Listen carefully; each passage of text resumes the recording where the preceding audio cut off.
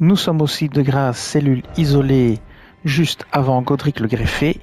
Et on va tester un nouveau sort. Je vais vous le montrer. C'est le sort Flamme spectrale explosive. Provoque une explosion de flamme spectrale qui enflamme une large zone. Il faut 42 en intelligence et 30 en foi pour pouvoir l'utiliser, mais il est plutôt efficace. Alors, c'est une sorcellerie des serviteurs de la mort. Vous frappez le sol de votre bâton, ce qui déclenche une explosion de flamme spectrale qui incendie la zone autour.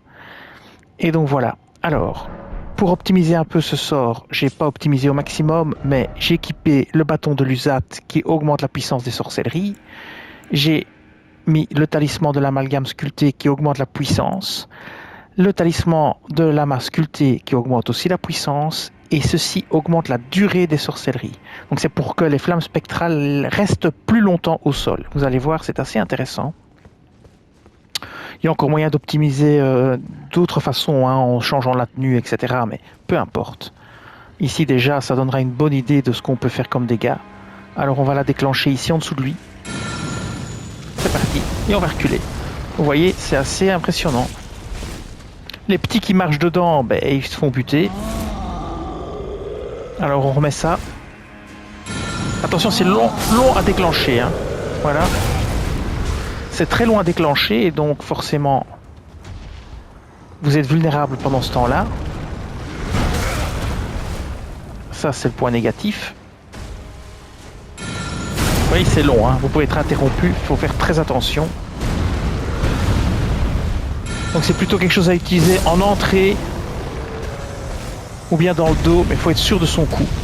Maintenant, ça fait des flammes spectrales sur une très large zone et je vais vous montrer ça. Ça a surtout son sens et ça prend tout son sens contre un groupe d'ennemis. Donc on va aller au sud du lac d'Aghel et vous allez comprendre sur une myriade de petits ennemis ce que ça peut faire. Ici, vous avez des ennemis qui se battent, donc on va y aller. On va se mettre un peu au milieu et on va déclencher l'attaque. Alors, moi je dirais que c'est une attaque plutôt à utiliser en début de combat pour incendier une large zone et faire des dégâts, puis reculer et attaquer avec un autre sort.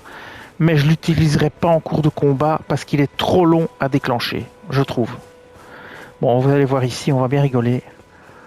On va se mettre ici au milieu du groupe. Bon, on va se mettre bien au milieu parce que ça fait vraiment une grosse zone. On va se mettre là. Hop, mine de rien. Hop. Et c'est parti, on le déclenche. Voilà, ça vous donne une idée du bidule, quoi.